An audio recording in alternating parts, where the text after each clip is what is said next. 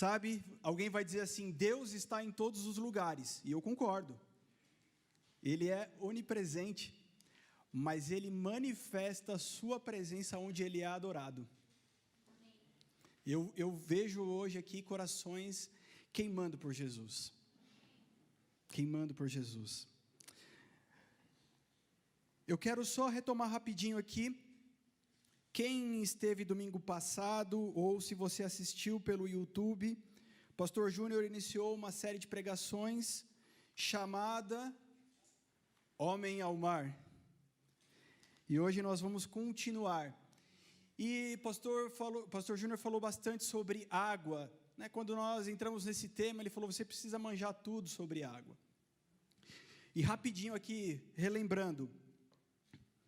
Enquanto que o rio fala de movimento, o rio fala de águas vivas, fala do fluir do Espírito.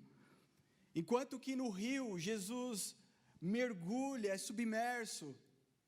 Enquanto que no rio existe um caminho proposto, uma trilha certa e um destino certeiro. O mar fala de processo, fala de trabalho. O mar aponta para o pecado. O mar tem movimento, mas o movimento do mar é a onda que vai e que volta. O mar, ele vai até onde Deus permite, aonde Ele coloca limites, ali a água não vai passar.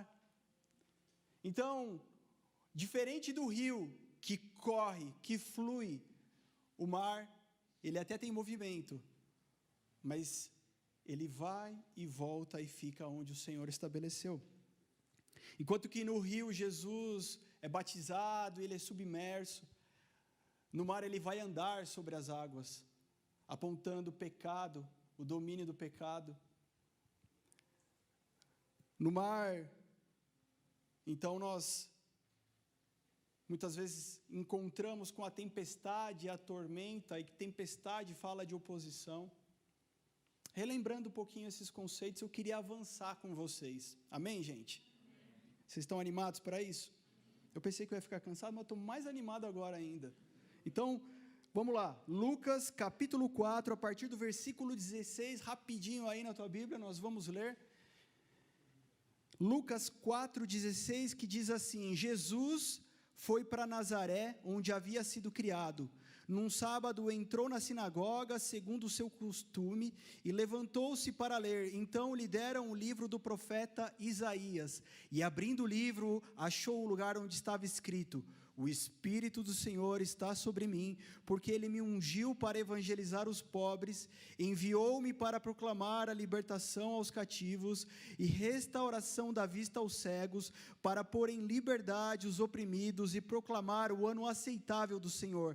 Tendo fechado o livro, Jesus o devolveu ao assistente e sentou-se. Todos na sinagoga tinham os olhos fixos nele. Então Jesus começou a dizer, hoje se cumpriu a escritura que vocês acabaram de ouvir. Todos davam testemunho dele e se maravilhavam das palavras cheias de graça que lhes saíam dos lábios e perguntavam, não é este o filho de José? Até aí tá bom. Gente, Mateus capítulo 3, depois de 30 anos de preparação, quantos anos de preparação, gente? 30 anos. Quanto tempo durou o ministério de Jesus? 3. Vocês estão sabendo tudo. Isso já mexe com a gente logo de cara. 30 anos de preparação. Jesus, então, chega a João Batista no Rio Jordão, é batizado. Lembra? Quando ele é batizado, o céu se abre, o Espírito Santo vem sobre ele em forma de corpórea, de uma pomba, e uma voz audível, a voz do Pai, do próprio Deus, dizendo, eis aí o meu filho amado, em quem eu tenho muito prazer. O céu se abriu naquela hora, e nunca mais fechou. Então não tem céu fechado para aqueles que estão junto com Jesus, para aqueles que estão em Jesus. Amém? Dali então o Espírito Santo faz o quê? O próprio Espírito Santo leva Jesus para o deserto. E no deserto, 40 dias, Jesus ali sem comer, ele é tentado pelo próprio diabo. E veja que aqui o inimigo não mandou, o Exu não mandou a pombagira, ele foi pessoalmente tentar Jesus. Mas Jesus vence a tentação. Jesus vence usando a palavra. Tudo que a gente precisa usar é a palavra. E a palavra vai dizer que os próprios anjos, então, vêm servir a Jesus. Depois daquela vitória sobre a tentação, sobre Satanás. Então, ali, Jesus vai para a Galileia e Jesus começa a ensinar, né, nas sinagogas, ele começa a pregar, ele começa a fazer maravilhas, e geral as pessoas olhavam e elogiavam Jesus. Quem é esse Jesus que fala dessa forma? Quem é esse rapaz que expõe as Escrituras de uma forma tão diferente? Eles estavam acostumados com o ritual, eles estavam acostumados com aquela prática religiosa, mas eles não estavam acostumados com a forma que Jesus fazia aquilo. Jesus faz de uma forma tão intensa e tão verdadeira, tão poderosa, que ele começa a ficar famoso, porque as pessoas começam a falar de Jesus. E Jesus, num determinado sábado, entra no templo em Nazaré. Nazaré é a cidade que gerou Jesus o Nazareno, é a terra de Jesus. Então, Jesus pensa, creio eu, vou fazer o que eu faço sempre. Mas quando ele entra no templo, quando ele chega ali, quem ensinava? Rabino, né? Mestre. Jesus, ele tinha um conhecimento da palavra, e você vai lembrar que Jesus, pequeno no templo, ele começa a ensinar, e todo mundo, e todos os maiorais, e todos os religiosos, os escribas, os fariseus, enfim, eles se achegam a Jesus e ficam admirados com tal conhecimento. Por isso Jesus é chamado de Rabi, né? Mestre. Jesus chega ali, está na sua cidade, e na hora que Jesus vai ler, né, que o assistente vem com um rolo e vai entregar, né, a Bíblia não era assim igual a nossa, bonitinha, com a capa emborrachada, colorida, enfim, personalizada. E quando abre, e é a vez de Jesus ler, Isaías, profeta Isaías, capítulo 61. Isaías é um profeta messiânico. Durante todo o período que Isaías profetiza, ele profetiza acerca do Messias, acerca do Cristo que viria sobre Israel. E quando Jesus abre, eu quero até ler com vocês, Isaías capítulo 61, presta bem atenção, vê se isso fala com você, vê se isso mexe com você. Imagina o próprio Jesus lendo isso. O Espírito do Senhor Deus está sobre mim, porque o Senhor me ungiu para pregar boas novas aos pobres, e enviou-me a curar os quebrantados de coração, a proclamar libertação aos cativos e a pôr em liberdade os algemados, a apregoar o ano aceitável do Senhor e o dia da vingança do nosso Deus, e consolar todos os que choram, e a pôr sobre os que choram em Sião uma coroa em vez de cinzas, óleo de alegria em vez de pranto, manto de louvor em vez de espírito angustiado. Eles serão chamados carvalhos de justiça, plantados pelo Senhor para a sua glória.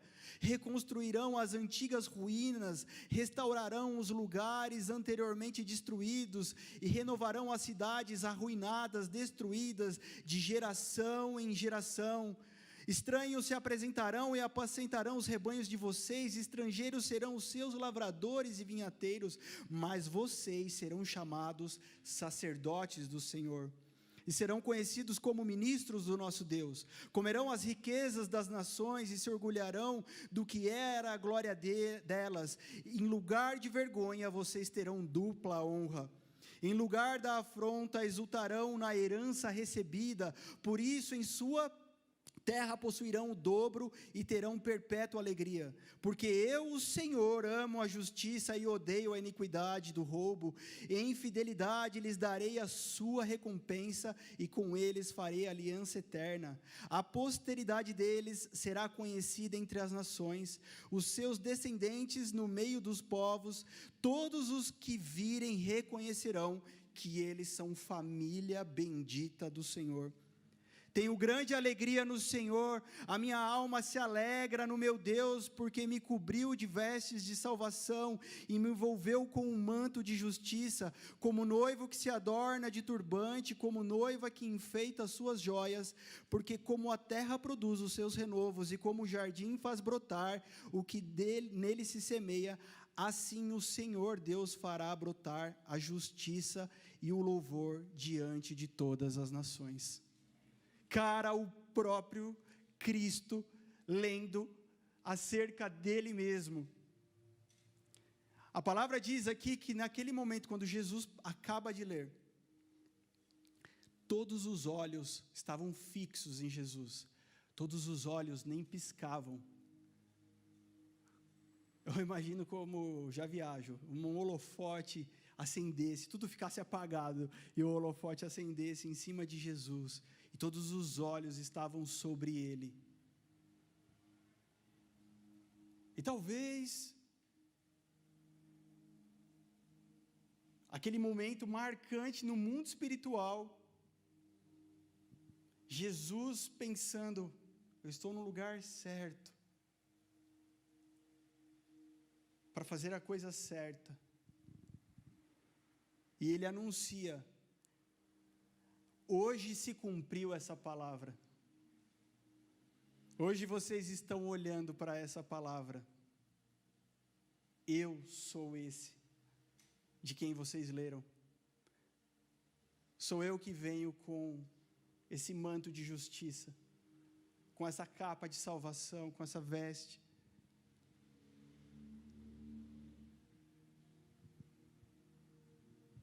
Cara, muitas vezes, você entrega a tua vida a Jesus, você, sabe, começa uma nova caminhada, você começa então a dar passos, e muitas coisas novas começam a acontecer, e você começa a ficar feliz, fala, poxa, como é bom andar com Jesus, como é bom andar segundo a voz do Espírito de Deus, olha quantas coisas estão acontecendo, eu estou indo rumo ao meu propósito, está dando tudo certo, vai dar tudo certo, que maravilha.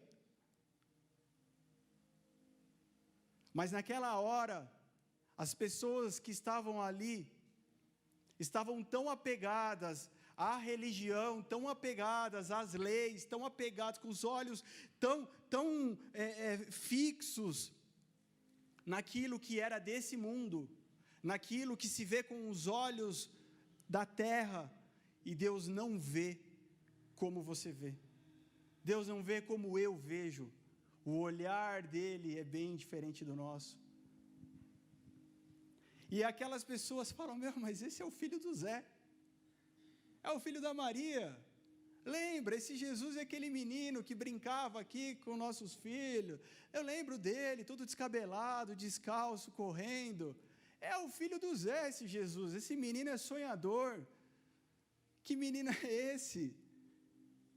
Não, quando a gente é criança, quando a gente é criança, a gente não está preocupado com nada, quando a gente é criança, a gente não passa muita vergonha, quando a gente é criança, a gente não pensa, que roupa que eu vou na igreja hoje? Será que vão gostar? Será que vão achar legal? Quando a gente é criança, a gente não pensa que os outros vão pensar da gente? Lembra de alguma coisa sua de criança? Alguma atrapalhada sua? E eles lembravam de Jesus criança, o menino Jesus, e não combinava com o Messias.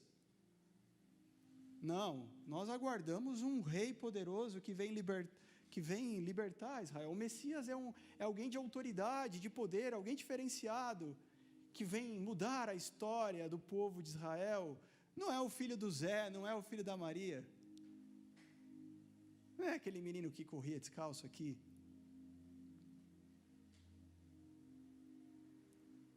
Cara, naquela hora, o que a palavra diz, não é que Jesus entrou em crise, não é que Jesus entrou em depressão. Jesus então corre para a caverna, Jesus corre para o quarto, Jesus vai fazer um novo jejum, Jesus vai fazer uma campanha. Estava tudo certo com Jesus. Mas naquela hora, Jesus, ele recebe a afronta, recebe a contrariedade. E eu começo a pensar na nossa vida, porque tal qual a caminhada de Jesus, o caminhar de Jesus, muitas vezes é o nosso caminhar.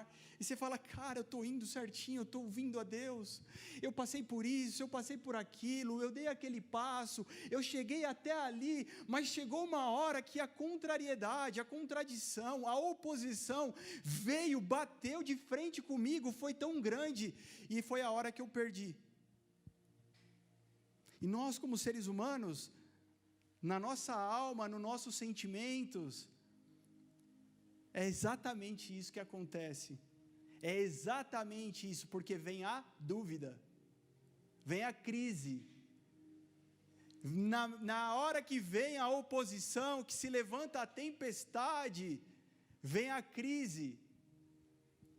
Você fala, pô, eu achei que eu estava fazendo certo, eu achei que eu estava indo bem, eu achei que Deus estava aprovando.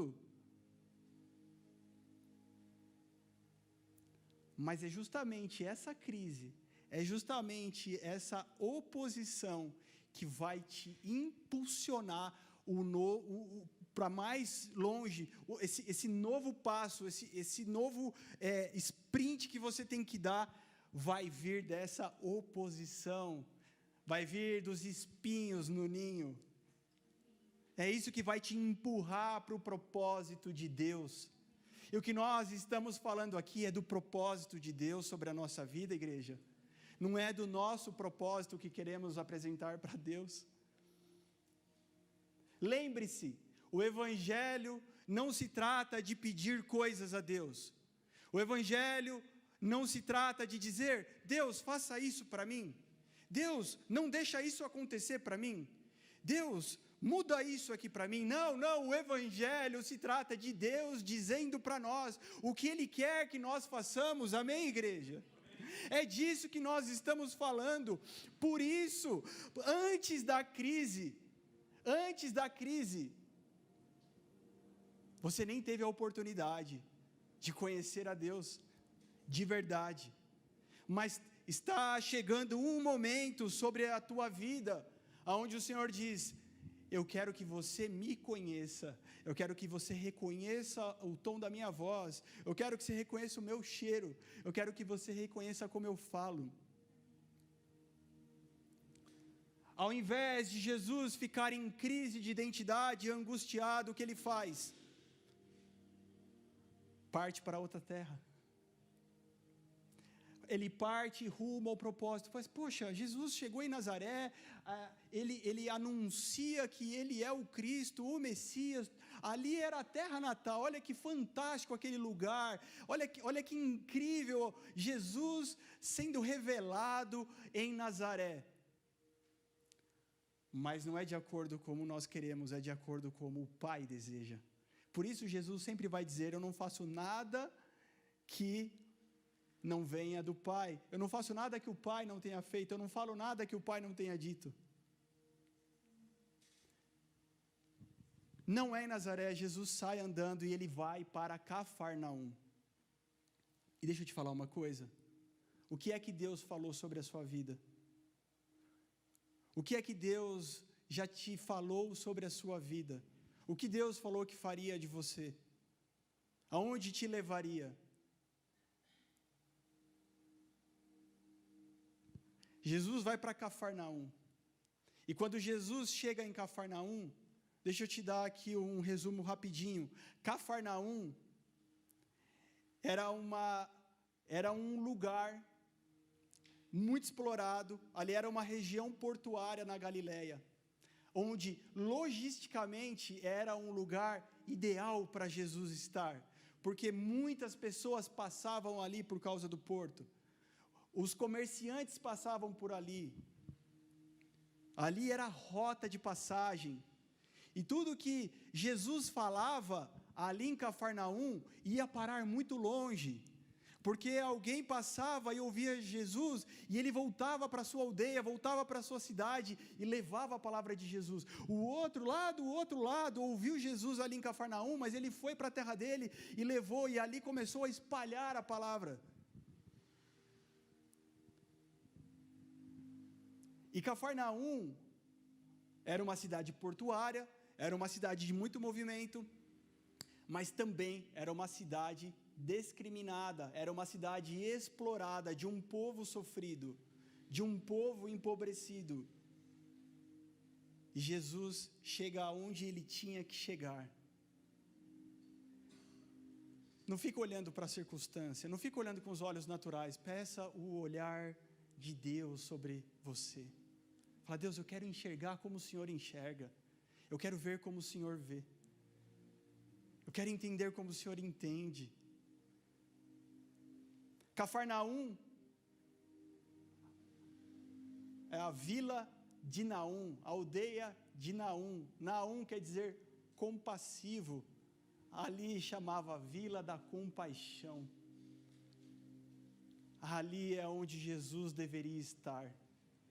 Foi Ele que teve compaixão de mim e de você, foi Ele que teve compaixão de nós, igreja, e se deu como uma ovelha muda, para que eu e você fôssemos perdoados dos nossos pecados, e estivéssemos hoje aqui, com o nosso nome escrito no livro da vida.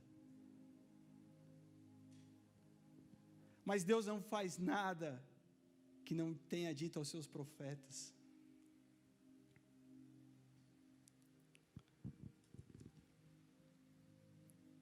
Mateus capítulo 4, versículo 12, diz assim: ao ouvir que João tinha sido preso, Jesus voltou para a Galiléia, e deixando Nazaré, foi morar em Cafarnaum, situada à beira-mar, na região de Zebulon e Naftali. Isso aconteceu para se cumprir o que tinha dito por meio do profeta Isaías: terra de Zebulon, terra de Naftali, caminho do mar, além do Jordão, Galiléia dos gentios. O povo que vivia em trevas viu grande luz, e aos que viviam na região e sombra da morte, resplandeceu-lhes a luz. Daí em diante, Jesus começou a pregar e dizer: arrependam-se, porque está próximo o reino dos céus.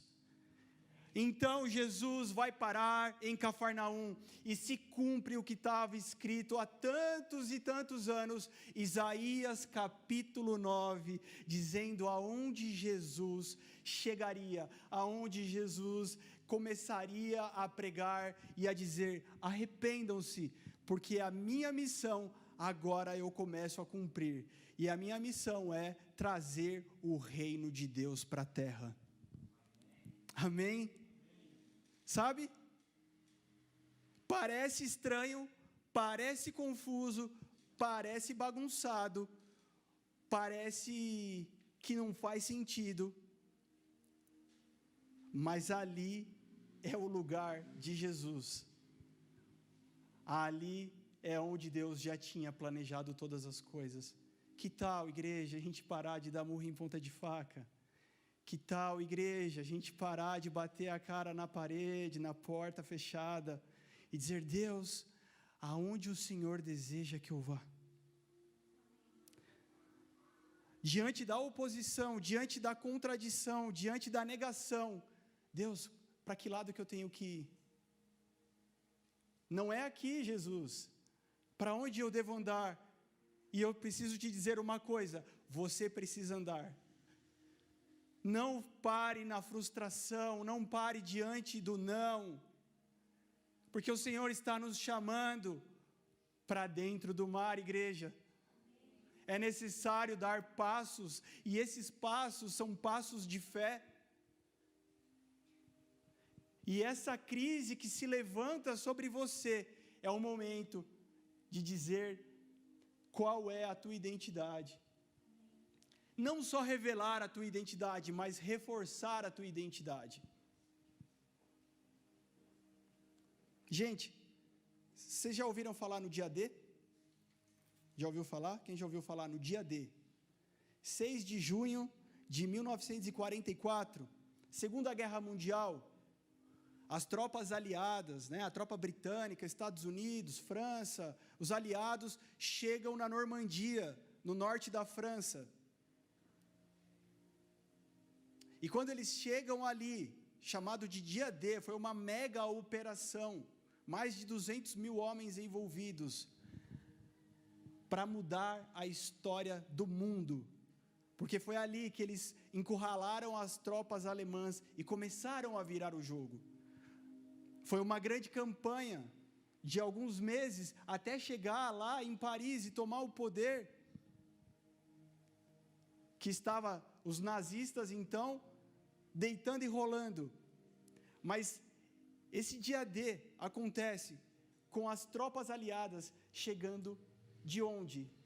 Do mar. Mar fala de trabalho, mar fala de processo.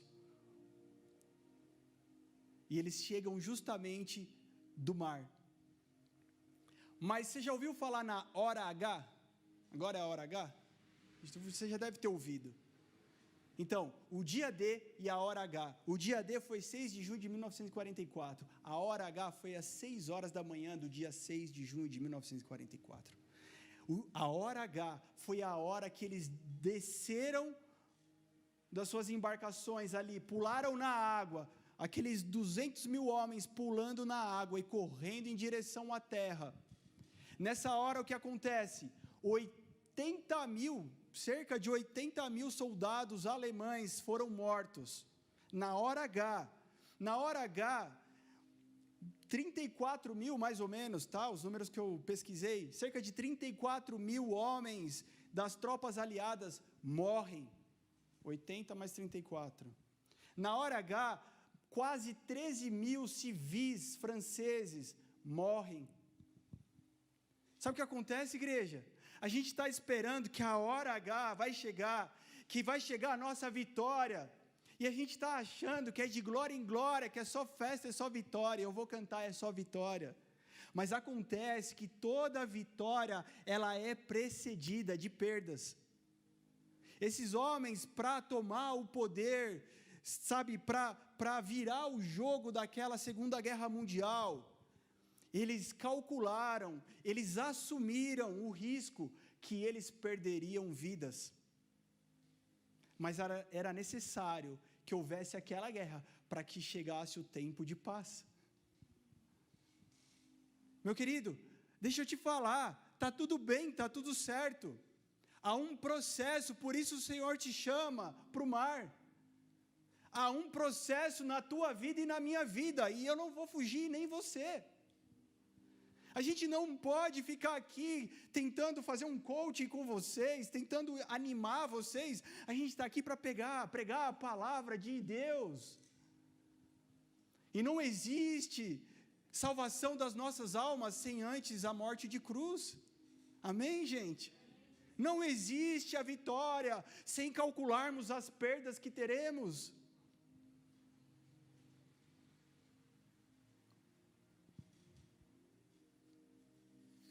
Talvez você está chorando o leite derramado.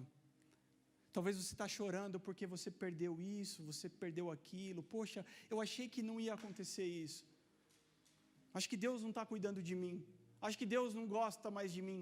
Acho que Deus não está preocupado comigo porque olha o que aconteceu. Eu não queria ter perdido isso. Eu não queria que fosse agora. Deixa eu te falar, o tempo não é teu, é dele. O que você perdeu é o que o Senhor está dizendo, você não perdeu. Você não perdeu. Eu só estou pegando aquilo que eu preciso tirar da tua vida para que você vá rumo ao teu propósito.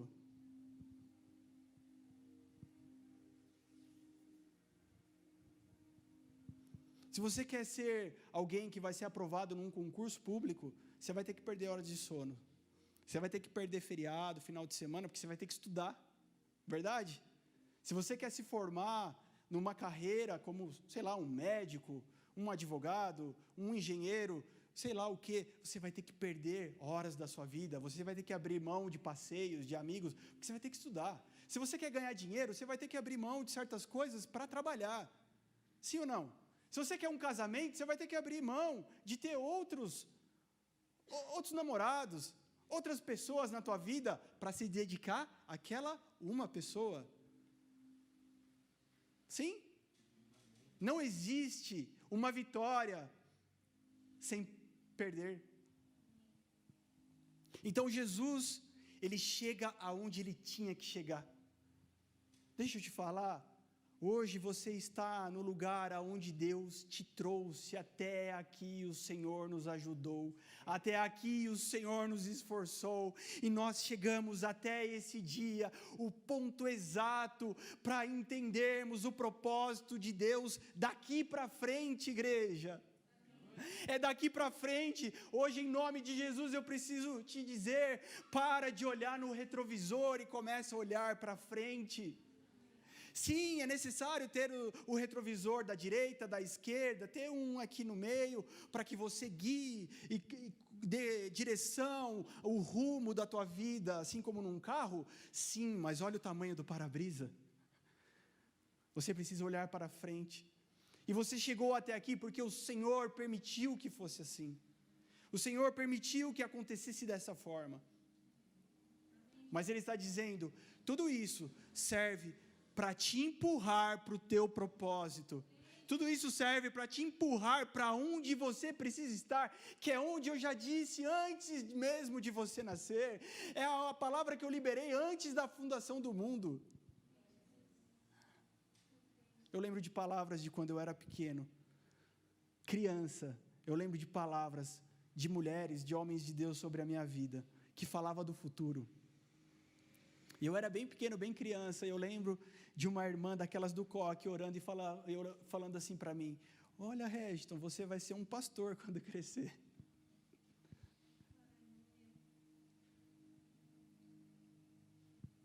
Eu lembro de coisas que o Senhor falou lá atrás na minha vida, e depois eu vi acontecendo, e eu pude saber que era a mão dEle. Portanto, o que eu posso dizer nessa noite é, tira a tua mão e deixa Ele colocar a dEle. Amém, queridos? Amém? A crise não só revela, mas fortalece a tua identidade. E aí, Lucas capítulo 5, pastor Júnior pregou semana passada, a grande pesca, né? Está lá Pedro, está lá André, o seu irmão, está lá os seus amigos, seus companheiros de pesca da sua sociedade, e não tinha pescado nada a noite inteira. Jesus chega e fala assim, olha, lança a rede para a direita. Ah, Jesus, a gente já fez isso, a gente já está lavando as redes para ir embora. Mas é Jesus que está falando, a gente ouviu da fama dele, vai, não custa não, vamos tentar. E quando eles jogam, vem tantos peixes que precisa chamar outro barco, e as redes começam a querer se romper, e eles não dão conta, então eles ficam maravilhados com aquilo que tinha acontecido. E quando eles ficam maravilhados com o poder, com a presença de Jesus, então Pedro vai até Jesus e fala, Senhor, se afasta de mim, porque eu sou pecador. Quantas pessoas estão dizendo para Jesus, Jesus, se afasta de mim, porque eu sou pecador, você não sabe o que eu fiz, você não sabe o que eu falei, você não sabe que eu xinguei o cara aqui na esquina antes de chegar na igreja, você não sabe, Jesus. Quantas pessoas estão falando, Jesus, não toca em mim não, deixa eu tentar arrumar minha vida primeiro, Jesus, para que eu seja merecedor, mas o reino de Deus não se trata de meritocracia, meu querido. Que o Espírito Santo de Deus abra a sua mente hoje, o teu coração. O reino de Deus não se trata de merecimento. Naquela hora, Jesus olha, chega diante de Pedro, fala, Pedro, você não é um pecador, a partir de agora você é um pescador de homens. E ele fica tão maravilhado com aquela palavra de Jesus, que ele larga toda aquela pesca maravilhosa. Ele larga os barcos, ele larga as redes, ele larga tudo para seguir a Jesus. Querido, se o evangelho é pedir para Deus alguma coisa, veja a diferença. Deus, eu preciso muito. Então Deus vai, me dá um monte de peixe. Uau, que alegria, eu vou ficar aqui, eu vou ficar rico, eu vou ficar com esse monte de peixe, eu vou expandir meu negócio, o quê? Agora veja o evangelho de Cristo, a diferença. Está aqui um monte de peixe. Agora já não me importa mais, Jesus. Eu quero o dono dos peixes. Eu quero o dono do milagre. Eu quero o dono do sobrenatural. E ele começa a andar com Jesus. E Jesus é tão didático, né? Porque na sequência, chega diante de Jesus um leproso. E o leproso fala assim, Jesus, é você, né? Veja, esse povo não é o povo de Nazaré dizendo, você que é o filho do Zé? Não, eles estão de olho no Jesus, o Cristo. Você que está curando as pessoas, não é? Se você quiser, eu posso ser limpo. Ele chega diante daquele homem. Enquanto ele olha para aquele homem, eu acho que ele olha também para Pedro e fala aqui, ó. Porque ninguém tocava num leproso, porque senão pegaria a lepra. Era pior que o Covid, gente.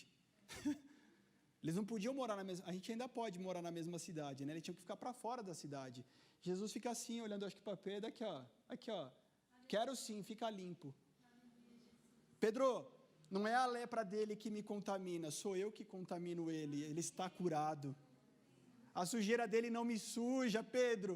Sou eu que limpo ele. Meu querido, é isso que Jesus está dizendo para você hoje. Não é o teu pecado que vai me chatear, que vai me contaminar. Sou eu que vou te limpar. Sou eu que vou te purificar e te trazer para o lugar aonde você deveria estar. Nós começamos a orar semana passada dizendo assim, Jesus, tira de nós, Senhor, as crises de identidade, tira de nós os traumas, a orfandade, Senhor, mas que possamos te reconhecer, Senhor, possamos entender que somos filhos amados, conectados de novo ao Pai. Foi isso que Jesus veio fazer aqui, estabelecer o reino, falar, vocês são meus irmãos mais novos, precisam voltar para a mesa do Pai. Não é dessa forma.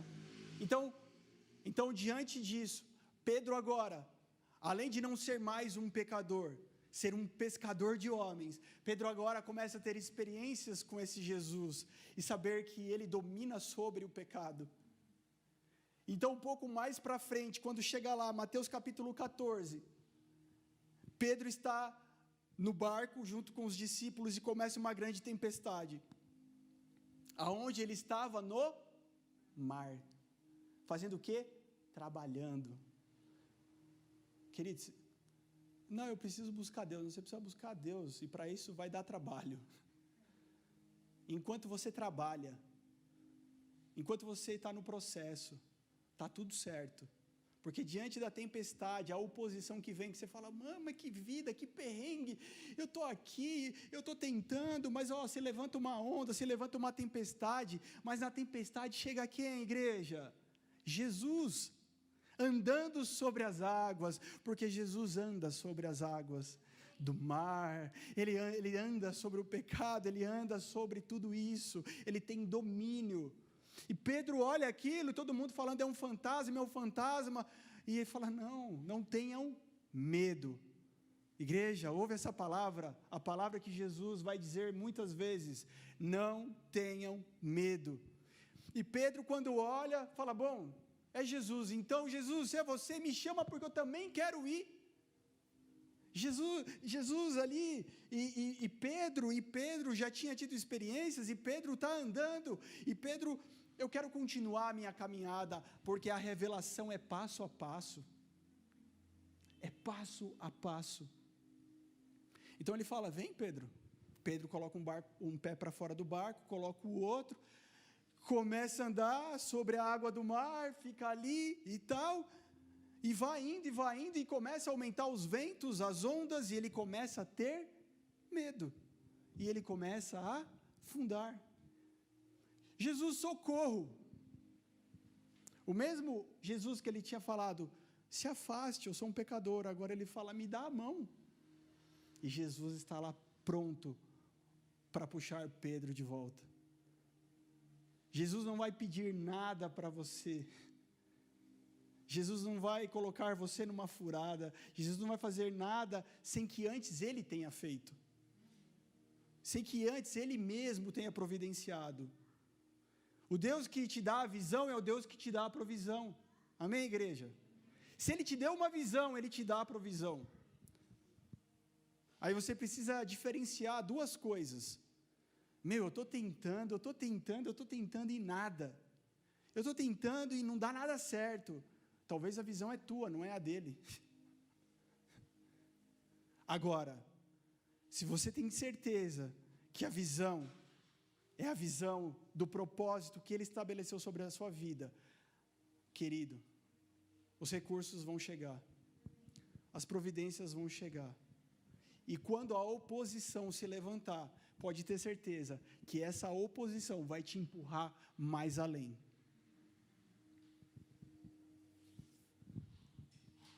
Agora então, Pedro já não é mais um pescador, ele não é só um pescador de homens. Pedro agora é alguém que experimentou andar sobre as águas. Pedro é alguém que está conhecendo a Jesus na intimidade.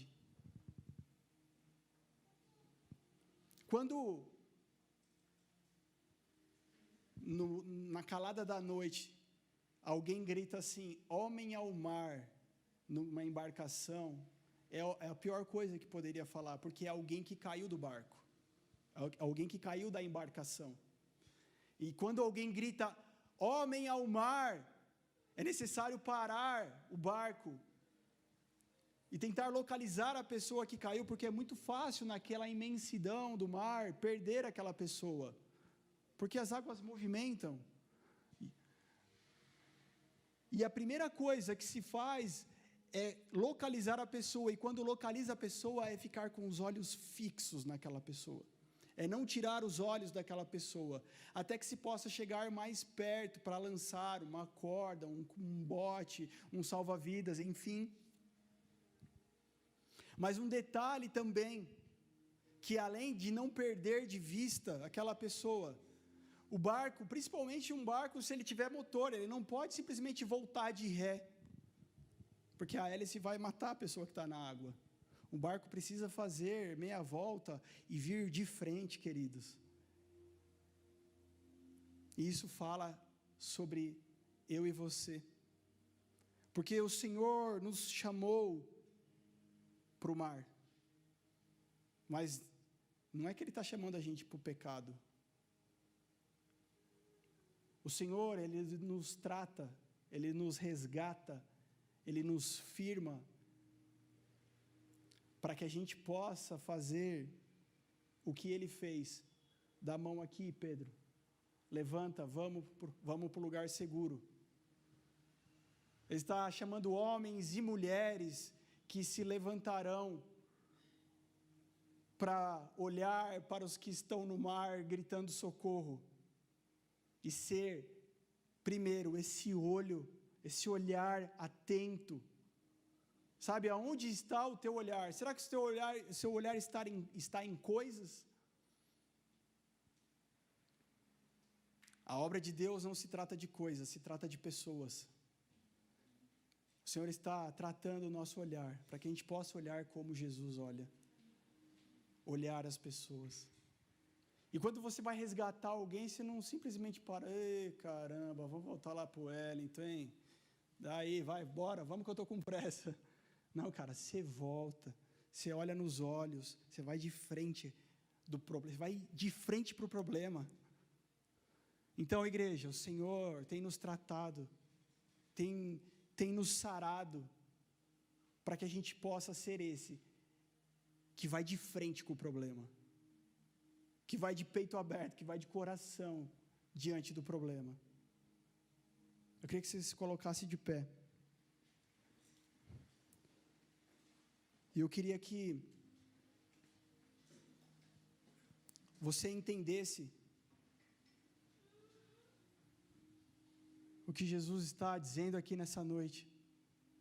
Porque além do que eu posso falar aqui, muito além do que eu posso falar com as minhas palavras, é o que o Espírito Santo pode ministrar no teu coração.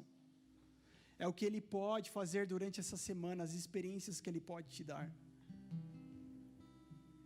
É o clarear de vista que Ele pode te dar. Muito além.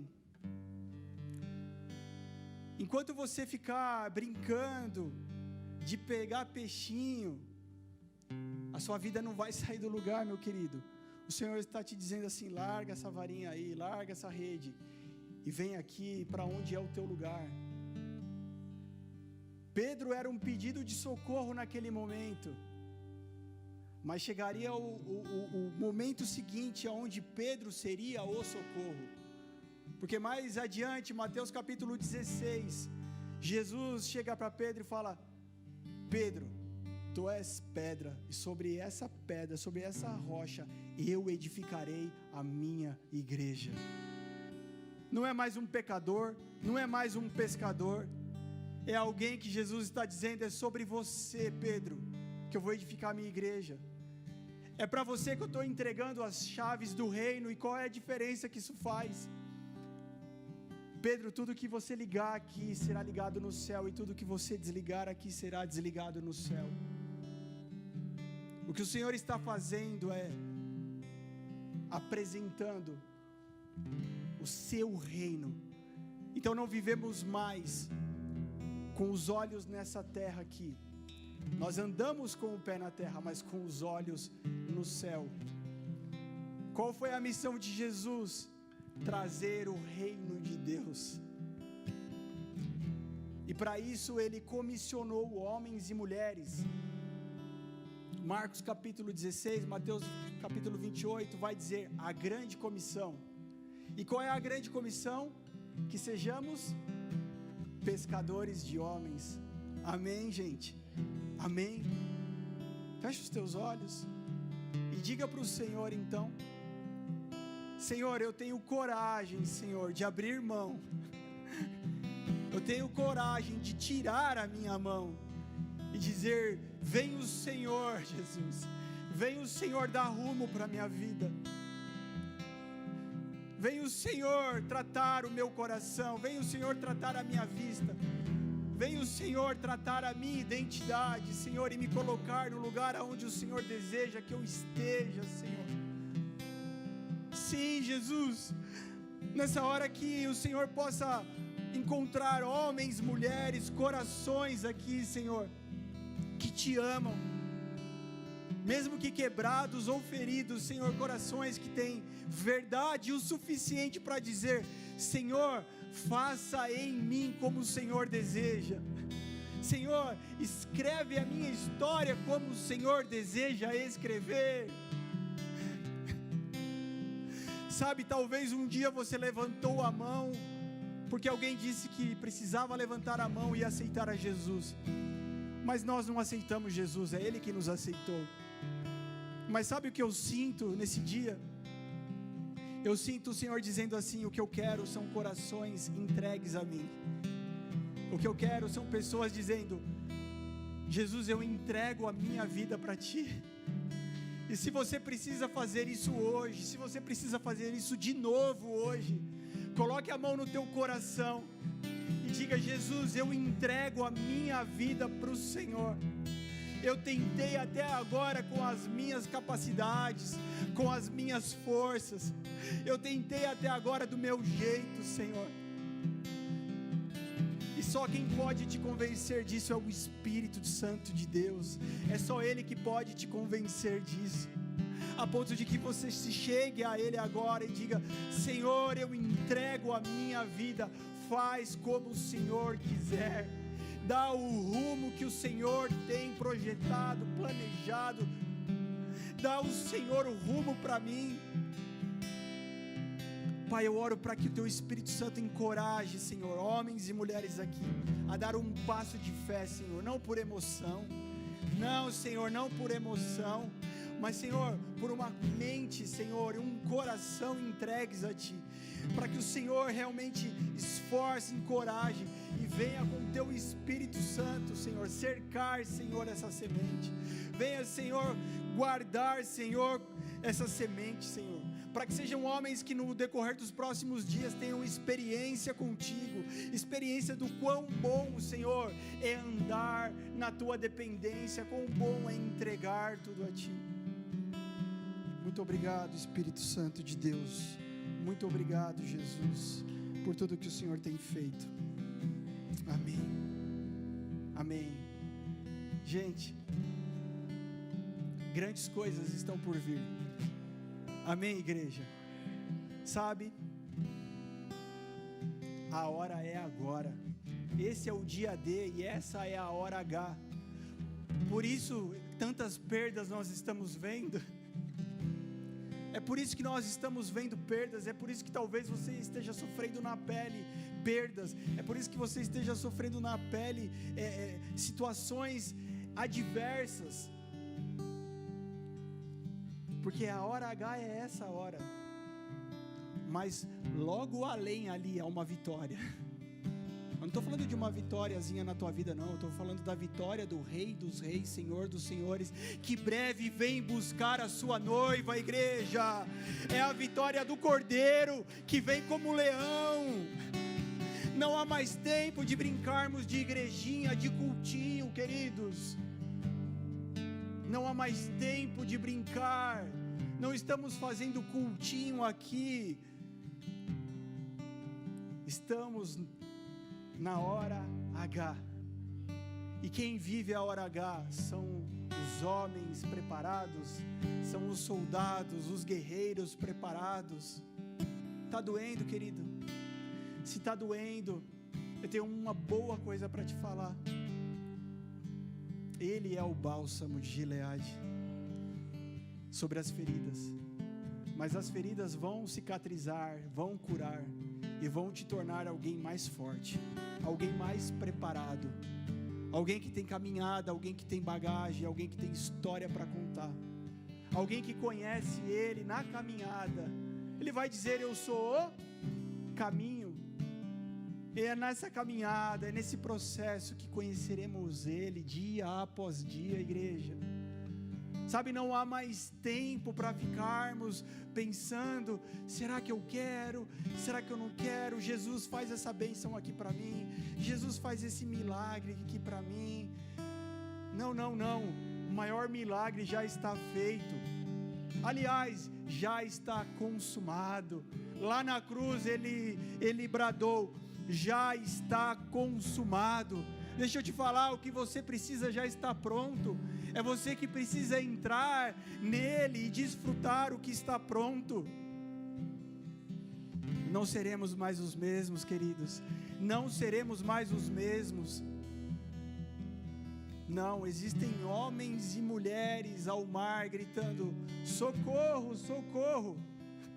E enquanto você for um pedido de socorro, você não é a resposta, você não é o socorro. O Senhor está levantando homens que vão ser socorro no meio da tempestade, no meio desse mar. Por isso o Senhor está te chamando para o mar. Por isso o Senhor está te aprontando, está te preparando. Não, Deus, mas eu só queria, assim, essa vida de ter uma religião evangélica, de ter uma fé. Eu queria, Jesus, essa vida de poder ir na igreja, levar meu dízimo, ter a sua bênção sobre a minha casa. Meu querido, em tempos de guerra, é guerra. Ninguém faz festa no meio da guerra. Ninguém dança no meio da guerra. Ninguém contrata uma fanfarra e toca no meio da guerra. É espada empunhada. Amém? É espada empunhada. E essa é a hora. O Senhor está chamando você pelo teu verdadeiro nome, pela tua verdadeira identidade. O que Satanás faz é roubar, é distorcer, mas o que o Senhor Jesus faz é te chamar pelo teu verdadeiro nome. E a verdadeira identidade do Superman não é o Clark Kent, é o Superman. O disfarce é o Clark Kent. A tua verdadeira identidade não é que você é um psicólogo, não é que você é um balconista, não é que você é um estoquista, é que você é um médico. A tua verdadeira identidade é que você é um pescador de homens. E esse é o primeiro passo, é o pescador de homens. O Senhor está nos chamando aqui, igreja. Portanto, você pode, dar um passo além. É sair, sabe, sair da zona da desistência, da zona da depressão, é sair daquele momento de falar, ó céus, tudo errado. Não, é entender que a crise te empurra para conhecer a Deus no íntimo. Enquanto você não conhecer a Deus no íntimo, nada vai mudar. Enquanto você não conhecer a Deus no secreto, nada vai mudar. Então que a crise te empurre para mais perto dele, que a tua dor te empurre para mais perto dele. Ah, mas está doendo, já doeu em mim também, e ainda vai doer outras vezes. E quando doeu, foi aonde eu tive a oportunidade de conhecer ele mais intimamente. Então eu oro hoje. Se você está dizendo para o Senhor, está doendo, eu oro para que você conheça Ele mais intimamente.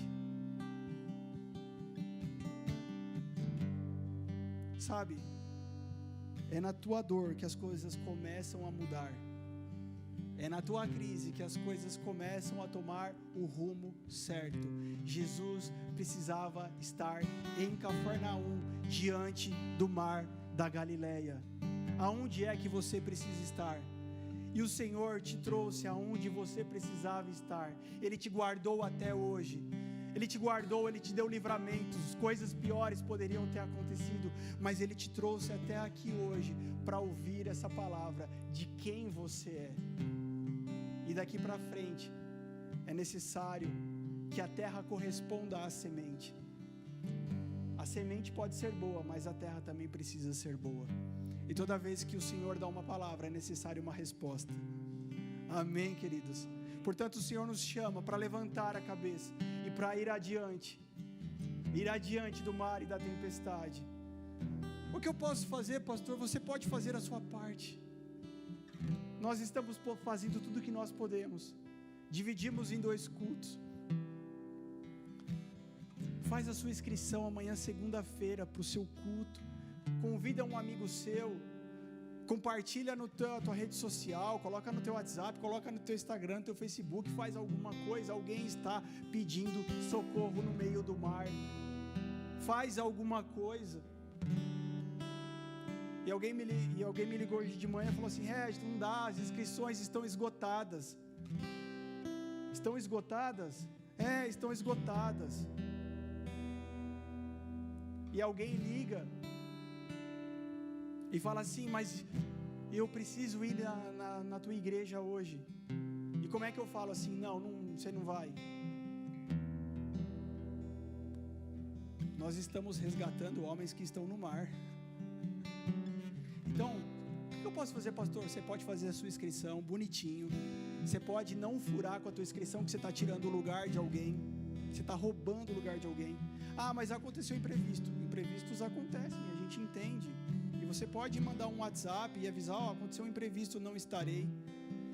Porque, igreja, nós estamos buscando pessoas no mar. Vamos juntos? Amém? Você vai junto? Meu avô já dizia: muito ajuda quem não atrapalha. Mas se você deseja, vamos junto pescar? É uma grande companhia de pesca, gente. E você faz parte disso. Até quando você vai ser uma voz de socorro? Ah, Deus, ainda não é do jeito que eu queria. Ainda não é do jeitinho gostoso. Ele está te chamando para o lugar do propósito. É ali que tudo vai acontecer. É ali que tudo vai acontecer. É ali que tudo vai acontecer. A gente passou um pouquinho aqui do horário, mas vocês me perdoam?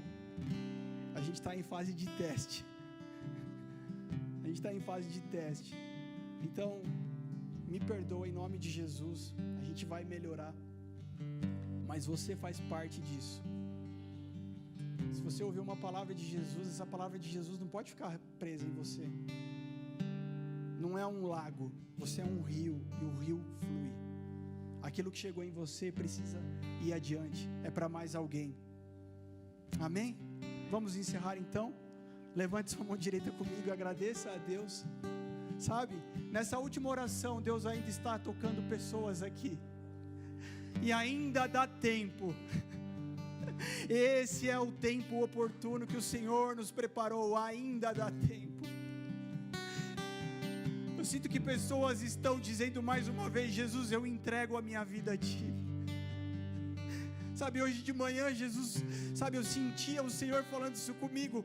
Tudo que eu desejo ouvir de algumas pessoas é assim: eu entrego a minha vida para Ti, porque eu sei o que eu vou fazer. Você não sabe o que fazer, mas Ele sabe. Pai, nós te agradecemos por esse tempo que o Senhor nos permitiu.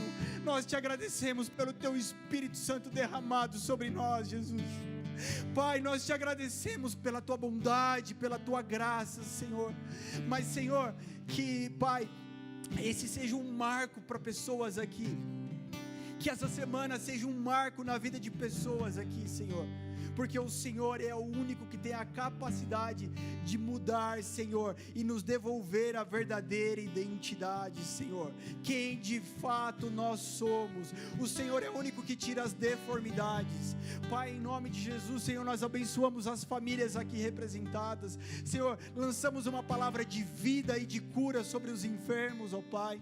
Pai, em nome de Jesus, Senhor, que, Pai, aqui se levantem homens e mulheres com fome de pescar, Senhor, homens e mulheres com fome de correr para o mar, Senhor, em nome de Jesus, aleluia, amém, amém, meu querido. Que Deus te abençoe, que Deus te dê uma semana abençoada. Fique atento aí aos recados, né? Eventualmente a gente possa ter alterações, a gente vai comunicar, mas nós estaremos juntos aqui. E terça-feira tem culto de oração, se você puder, porque a oração é a arma espiritual que nós temos para vencer, tá? Não dá para ir para o campo de batalha de chinelo e bermuda, precisamos de armas espirituais, e a oração e a palavra é tudo que você precisa ter, amém? Em nome de Jesus, amém. Vamos aplaudir o Senhor com alegria.